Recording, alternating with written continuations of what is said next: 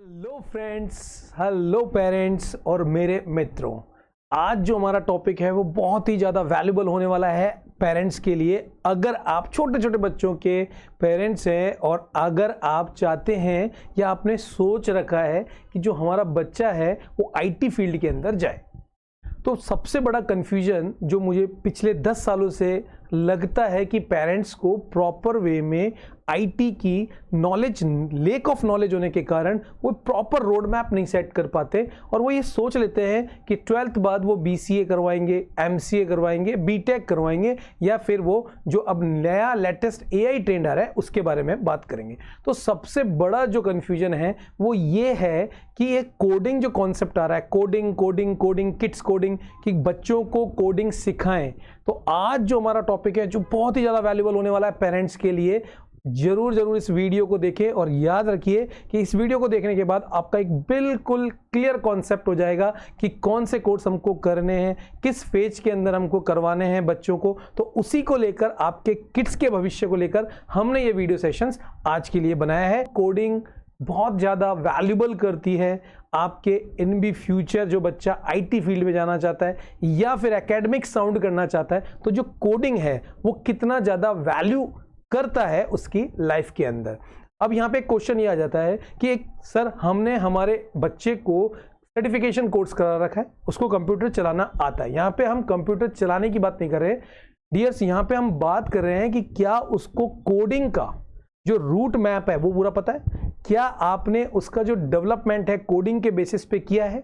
तो कोडिंग का मतलब केवल यही नहीं कि वो सॉफ्टवेयर इंजीनियरिंग में जाएगा, वेब डेवलपमेंट में जाएगा, कोडिंग ओवरऑल डेवलपमेंट करता है। तो यहां पे आपने एक बात क्लियर कर लीजिए कि कोडिंग का मतलब केवल ये नहीं है कि आपने कंप्यूटर कोर्सेज करा दिया अपने बच्चे को। ठीक है, आगे बढ़ते हैं और देखते हैं कि हमने इसको किस तरीके से आपके लिए उपयोगी बनाया है। अब जब भी कोई पॉइंट्स बनता है तो उसका एक एजेंडा बहुत क्लियर होना जरूरी है। तो आज के इस वीडियो में हम जो बात करेंगे वो हमारा एजेंडा क्या है देख लेते हैं। पहले हमको जो चीज समझनी है वो चीज समझनी है कि जो कोडिंग है वो इंपॉर्टेंट क्यों है, उसका सिग्निफिकेंट इंपॉर्टेंट क्यों है, उसके बारे में हम डिस्कशन करेंगे।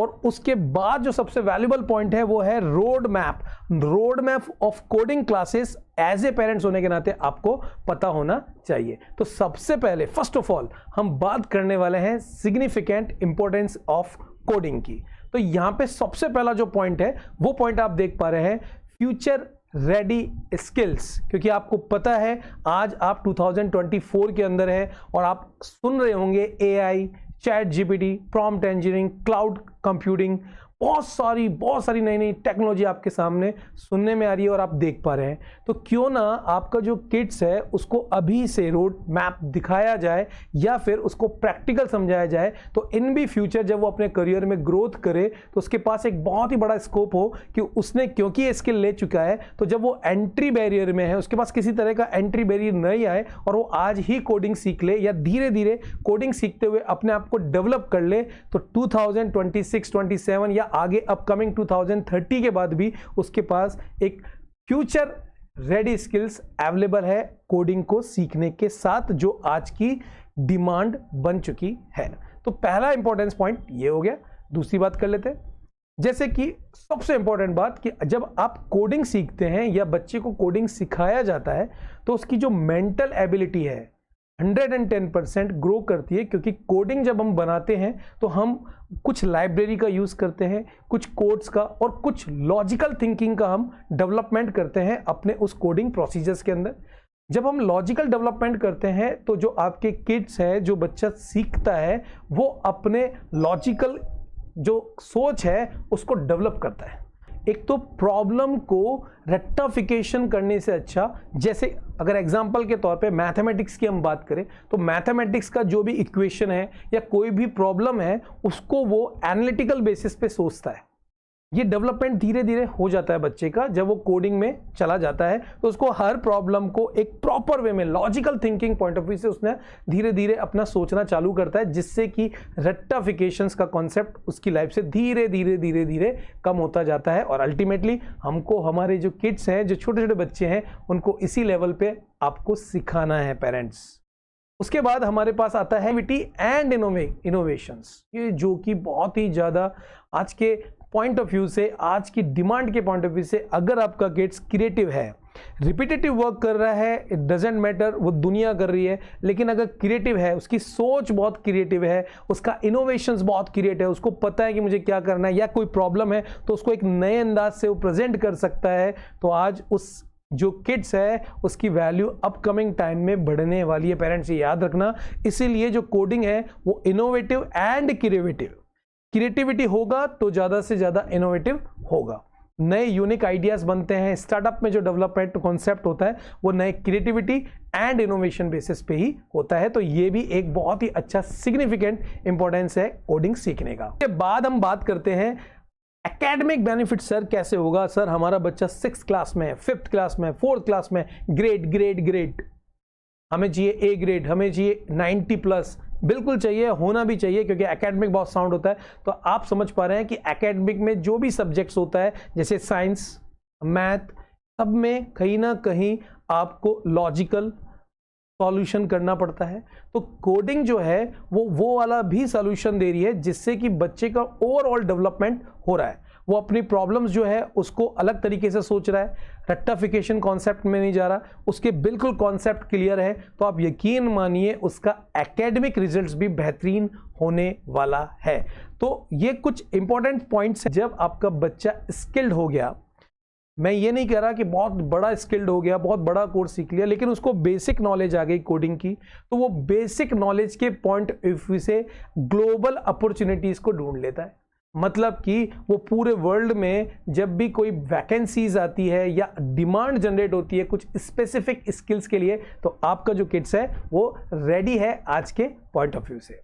तो ये कुछ बहुत ही ज़्यादा इंपॉर्टेंट सिग्निफिकेंस थे जिसमें कि बच्चे को कोडिंग आना चाहिए। उम्मीद करते हैं इसकी इंपॉर्टेंस आपको पता लगेगी। अब बात आते हैं नेक्स्ट टॉपिक जो आता है हमारा, वो टॉपिक आता है कि सर ये तो बात आपने हमको बता दिया, लेकिन अब ये भी क्लियर करें कि रोड मैप कैसे होना चाहिए। हमारा बच्चा अभी फर्स्ट स्टेप ही ले रहा है कंप्यूटर सीखने के लिए, तो रोड मैप कैसे होना चाहिए, तो उसी को लेकर हमने एक प्रॉपर रोड मैप बनाया। अगर फेज 1 में है बच्चा और वो इंट्रो पार्ट में जा रहा है, कोडिंग के बारे में उसको कुछ भी नहीं पता, तो आप एक पर्टिकुलर अपने कॉपी पेन लेके बैठिए, उसको नोट कीजिए, बिल्कुल आपके दिमाग में होना चाहिए। अगर आप आईटी से नहीं है पेरेंट्स तो कोई ना, आपको लेकिन नॉलेज होना बहुत जरूरी है, क्योंकि पेरेंट्स की नॉलेज बहुत जरूरी है बच्चों के डेवलपमेंट के लिए।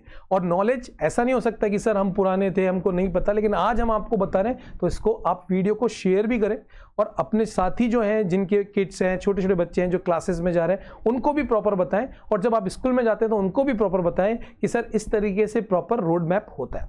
तो सबसे पहली चीज ये होती है कि जब भी आप देख पा रहे हैं कि जब भी हम कोई भी लर्निंग करते हैं तो उसका एक फेज 1 होता है, जैसा कि हमने यहाँ पे बताया है इंट्रोडक्शन टू कोडिंग। सबसे पहले कोडिंग को इंट्रो करना जरूरी है, इसका मतलब रूट सेट करना जरूरी है, जिससे कि आपके बेसिक कोडिंग के कॉन्सेप्ट्स जो हैं, हमारा ऑब्जेक्ट है कि बच्चे को बेसिक कोडिंग कॉन्सेप्ट समझ में आ जाए, बड़ी बड़ी कोडिंग नहीं, बेसिक कॉन्सेप्ट समझ में आ जाए।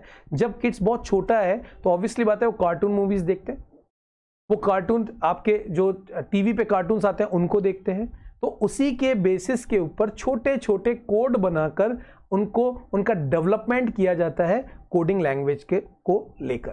तो इसी तरीके से छोटे छोटे गेम बनाना, कोड को डेवलप करना, लॉजिक सिनेरियो मैनेज करना, ये सबसे पहला काम है। तो उसके लिए इंडस्ट्रीज, अगर ग्लोबली अपन देखें कि पूरी इस इंडस्ट्रीज में जो बेस्ट हमको पता है वो है, सबसे बेस्ट उसको आना चाहिए स्क्रैच या फिर ब्लॉकली।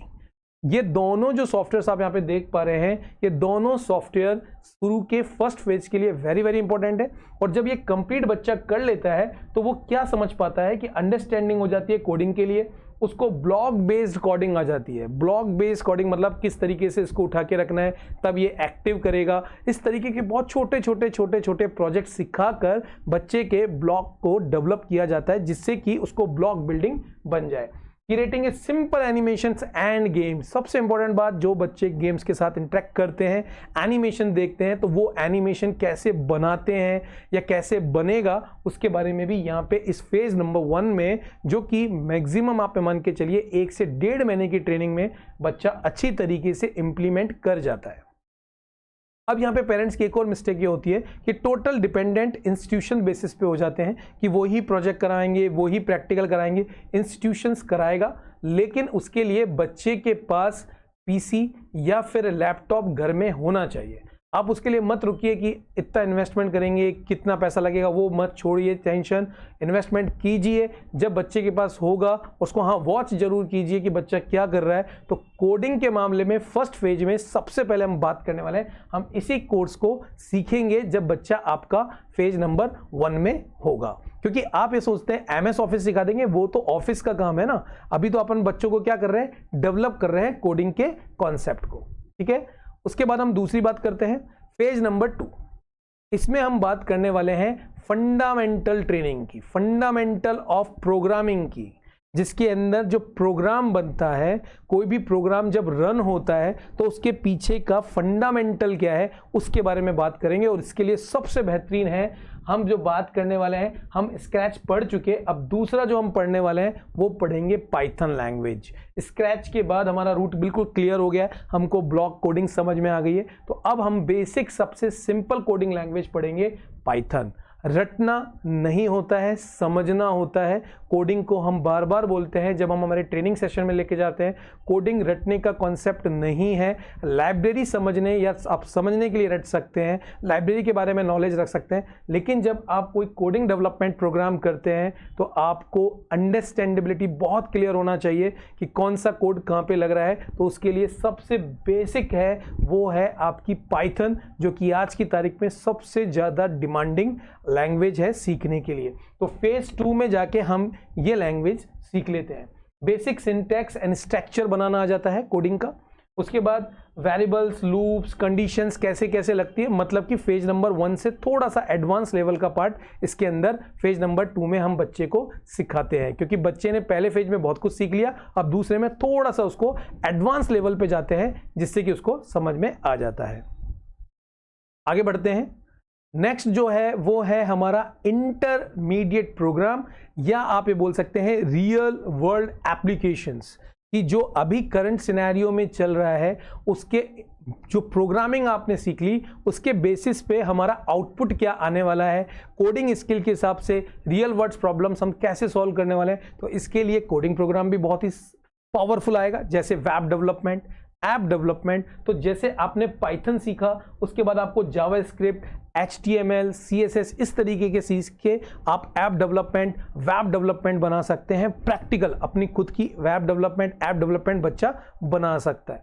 उसी के साथ इसके अंदर एडवांस पाइथन कॉन्सेप्ट्स को हम कवर करते हैं। वेब डेवलपमेंट को हम देखते हैं, वेबसाइट बच्चा बना सकता है, खुद की अपनी वेबसाइट बना के दिखाता है आपको। तो कितना पर्टिकुलर वो स्किल्ड पर्सन हो गया कि अभी से उसको इतनी चीज आ गई है। तो इस तरीके का ये फेज नंबर 3 रहता है। और फिर बात करते हैं हम नेक्स्ट, जिसका नाम है phase number 4, advance programming and specialisation area. अब इतना ज़्यादा उसने प्रोग्रामिंग लैंग्वेज पढ़ लिया, अब धीरे धीरे धीरे धीरे उसको हम क्लासिफिकेशन करेंगे, एक स्पेसिफिक प्रोग्रामिंग पे जाएंगे जिसका वो मास्टर बनेगा, जिसको वो एडवांस लेवल पे गेन करेगा। इसकी बात हम करने वाले हैं। तो यहाँ पे हम एडवांस कॉन्सेप्ट जो आपकी प्रोग्रामिंग है उसी के ऊपर चले जाते हैं। जैसे कि पाइथन अगर आपको बिल्कुल आपने सेलेक्ट कर लिया है तो पाइथन का एडवांस लेवल अपन देखेंगे, जावास्क्रिप्ट का एडवांस लेवल देखेंगे, सी का देखेंगे जो कि एक ही फंडामेंटल कोडिंग लैंग्वेज है, और C++ का देखेंगे। तो इतने से इस तरीके से आपका फेज डेवलप हो जाएगा। तो अल्टीमेटली बच्चे का बैकग्राउंड बिल्कुल रेडी है कोडिंग के लिए। अब वो गेम डेवलपमेंट में जाए या फिर आप ड्रोन मैनेजमेंट्स में चले जाए, क्योंकि उसके अंदर भी AI का यूटिलाइजेशन होता है, प्रॉम्प्ट इंजीनियरिंग में चल जाए, क्लाउड कंप्यूटिंग में चल जाए, RPA में चल जाए जो अभी की लेटेस्ट डिमांडिंग है, या डिजिटल मार्केटिंग में अपना करियर बना सकता है। तो ये थोड़ा थोड़ा फंडामेंटल जो अब अपकमिंग जो वर्ड्स को डिमांड है उसको हमने पहले से ही रेडी कर दिया है। तो यहाँ पे एक तरीके का 4 फेज को हमने कंप्लीट करके बच्चे का एक कोडिंग का बैकग्राउंड हमने यहाँ पे कवर कर दिया। तो इस सेशन में मुझे लगता है कि आप लोगों को बिल्कुल क्लियर हो चुका होगा कि किस तरीके से हम कोडिंग सिखाएं हमारे किड्स को, या आपको भी नॉलेज रखना हो कि किस तरीके से आप कोडिंग लैंग्वेज अपने बच्चों को प्रॉपर वे में सिखा सकते हैं। यहाँ पे एक बात याद रखिएगा, बहुत से पेरेंट्स मेरे पास आके बोलते हैं सर हमने MS ऑफिस में सिखा दिया। MS ऑफिस प्रोडक्टिविटी स्किल्स है वो अगर छोटा बच्चा है तो वो बाद में जाके उसके यूज आएगा। हम ये नहीं कह रहे कि वो यूज नहीं आएगा, लेकिन जो कोडिंग डेवलपमेंट है वो एकेडमिक भी डेवलपमेंट करेगा और ब्लॉकिंग के हिसाब से उसकी क्रिएटिविटी को भी डेवलप करेगा। अब उम्मीद करते हैं कि जो हमारा छोटा सा सेशन जो पेरेंट्स के लिए है वो पसंद आया होगा, और जरूर आप इस वीडियो को शेयर करें। आरो कंप्यूटर क्लासेस कुछ इसी तरीके के पेरेंट्स को अपग्रेड करते हुए कुछ कोर्सेज या कुछ वीडियोस आपके सामने जरूर प्रेजेंट करेगा, और उम्मीद करते हैं कि आपको ये वीडियो पसंद आएगा। और हाँ, अपने कलीग्स के साथ या अपने फ्रेंड्स के साथ जरूर इस वीडियो को शेयर करें जिनके अपने बच्चे हैं और जो आईटी लेवल पे ले जाना चाहते हैं। हमने आपको एक ट्रूली मैप बताया है। उम्मीद करते हैं आपको ये वीडियो सेशंस पसंद आया होगा।